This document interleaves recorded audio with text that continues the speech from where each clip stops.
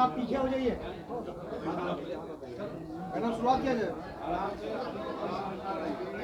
सवाल की शुरुआत। आप लोग के माध्यम से मैं प्रधानमंत्री जी से एक सवाल पूछना चाहती हूँ। मेरा सवाल है कि प्रधानमंत्री जी 14 में और 19 में 2014 में और 2019 में जब चुनावी भाषण, जब चुनाव आता है 5 साल के बाद, तो बिहार आते हैं और बिहार आके बोलते हैं कि जो चीनी मिलें बंद हैं, तो अगले चुनाव में जब मैं बिहार आऊँगा तो उस चीनी मिल के चीनी से चाय पीऊँगा। किस दिन चाय पिएंगे, दिन बताएं। सोमवार को पिएंगे कि रविवार को पिएंगे कि बुधवार को पिएंगे। कौन से जिले की जो चीनी मिल चालू करवा दी है नरेंद्र मोदी जी ने, उस चीनी मिल का चाय पिएंगे। हम लोग को भी उसका न्योता दिया जाए। तो ये मैं मीडिया के माध्यम से ये प्रश्न प्रधानमंत्री जी से पूछना चाहती हूँ। मैडम 400 पार का दावा हो रहा था बीजेपी की तरफ से। प्रधानमंत्री जी एक और वादा, बहुत जब बिहार आते हैं तो उनको बहुत याद आता है। स्पेशल पैकेज देंगे बिहार को, स्पेशल राज्य का दर्जा मिलेगा। कब मिलेगा, साल बताएंगे, तारीख बताएंगे, समय बताएंगे क्या प्रधानमंत्री? रामकृपाल जी कह रहे हैं कि हमारे एक भी विधायक नहीं है, यानी बीजेपी और एनडीए के मिला के पाटलिपुत्र में एक भी उनके विधायक नहीं है। क्या इस बात का उनको गिलानी है या हिंस है? अब ये तो रामकृपाल जी बताएंगे कि उनके विधायक क्यों नहीं है। और जितने भी 40 लोकसभा के जो प्रत्याशी हैं एनडीए गठबंधन के, क्या वो अपने चेहरे पे चुनाव लड़ रहे हैं? वो तो नरेंद्र मोदी के चेहरे पे चुनाव लड़ रहे हैं। तो देखा जाए तो एक तरह से सांसद भी नहीं है। मैडम 400 पार का 40 में से 39 सीटों में तो वहाँ सांसद भी नहीं है, क्योंकि वो तो अपने चेहरे पे चुनाव लड़ते नहीं है लोग, चाहे वो 14 का चुनाव हो चाहे वो 19 का चुनाव हो। लेकिन 2024 का चुनाव जनता ने भाजपा की, नरेंद्र मोदी की और एनडीए गठबंधन की विदाई इस बार तय रखी। तय मैं कोई हवा में बातें नहीं कर रही हूँ, मैं धरातल पे रह करके जनता के बीच जा करके उनसे सुन करके समझ करके तब मैं ये बातें मीडिया के सामने रख रही हूँ। रामकृपाल जी को 2 बार मौका मिला, सांसद महोदय को 2 बार मौका मिला। उनसे आपके माध्यम से मैं प्रश्न पूछना चाहती हूँ कि पाटलिपुत्र संसदीय क्षेत्र के लिए उन्होंने कौन से डेवलपमेंट के काम कराए? अपने निधि से अपने तौर पे उन्होंने क्या किया? कौन सा डेवलपमेंट? क्या कोई यूनिवर्सिटी उन्होंने खुलवा दिया है? क्या कोई फैक्ट्री लगवा दी है?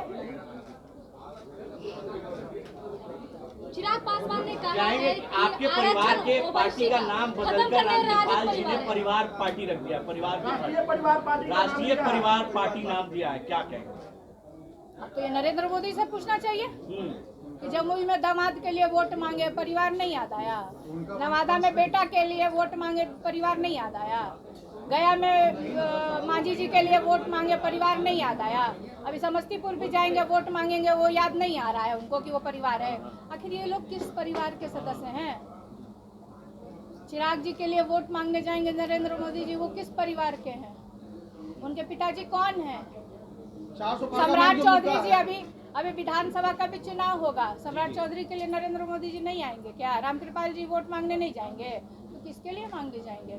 सम्राट चौधरी की जगह कहेंगे कि आरजेडी उम्मीदवार को जिता दीजिए क्योंकि ये परिवार वाला है, क्या कहेंगे? मैडम बीजेपी के कोई भी नेता प्रधानमंत्री के लिए अपमानजनक विवादित टिप्पणी की है। नहीं, रिपीट करिए क्वेश्चन, मैंने सुना नहीं। मुकेश सहनी ने प्रधानमंत्री के लिए विवादित टिप्पणी की है। आपने भी कहा था कि प्रधानमंत्री को जेल भेजेंगे हम लोग।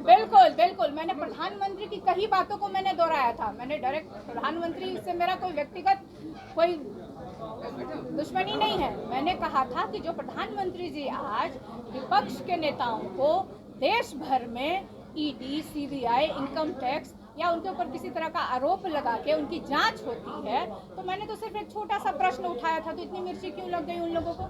मैंने तो ये कहा था कि सुप्रीम कोर्ट ने इलेक्टोरल बॉन्ड पे कहा कि ये सब असंवैधानिक है, तो इसमें मिर्ची, अगर प्रधानमंत्री जी कहीं से इसमें कोई लेना देना नहीं है तो इतना मिर्ची क्यों लगा? इंडिया अलायंस संविधान बदलने का आरोप लगा रही है मैडम, उसका क्या कहेंगे? इंडिया अलायंस संविधान बदलने का आरोप लगा रही है। राजद ने भी तो शराब कंपनियों से इलेक्ट्रल बॉन्ड का पैसा लिया है। राजद ने भी तो इलेक्ट्रल बॉन्ड का पैसा लिया है, शराब कंपनियों से लिया है। ये देंगे, सुप्रीम कोर्ट जिस दिन पूछेगी दल से, ये सब हम लोग लिख के देंगे कि हमने भाजपा भाजपा क्यों नहीं दे रही है? भाजपा क्यों नहीं दे रही है? भाजपा वहाँ से क्यों भाग रही है?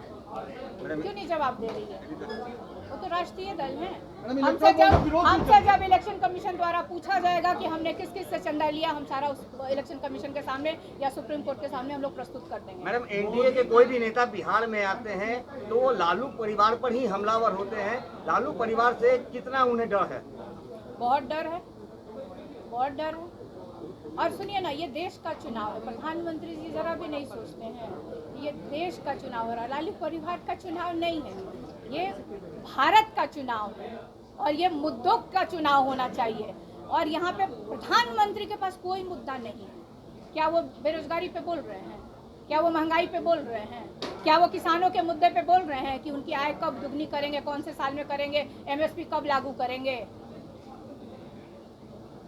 लेकिन निशा जी, प्रधानमंत्री का उम्मीदवार कोई चेहरा तो नहीं है ना आपके पास। वो कह रहे हैं आपकी सरकार बनेगी तो एक एक साल सबको हम तय कर लेंगे। हमारी यूपीए की गवर्नमेंट पहले भी हम लोग दो सब लोग मिलकर गए मुख्यमंत्री थे। आपकी जेल में है हम भ्रष्टाचार को लोग लेकर के, क्या कर लेंगे, कहेंगे? कर लेंगे। मैम, यही दो तो मैंने मुख्यमंत्री- कहा था कि हमारी भी सरकार होगी, जितने तरह का आरोप लग रहा है हम लोग भी जांच कराएंगे, फिर सब लोग जेल संविधान जाएंगे। बदलने की बात कही जा रही है मैम। मैं नहीं कह रही हूँ, ये भाजपा के नेता के वीडियो वायरल हो रहे हैं, मैन्युफेस्टो ये हम में नहीं नहीं कह है, रहे हैं। मैन्युफेस्टो ये नहीं है। भाजपा के नेताओं का ही वीडियो वायरल हो रहा है और वो कह रहे हैं कि उनको 400 पार चाहिए क्योंकि वो संविधान में संशोधन मैम, करना कांग्रेस के चाहते राज हैं। में भी 400 पार हुआ था, लेकिन संविधान तो नहीं बदला गया, तो उस समय फिर ये आरोप क्यों लगाया जा रहा है?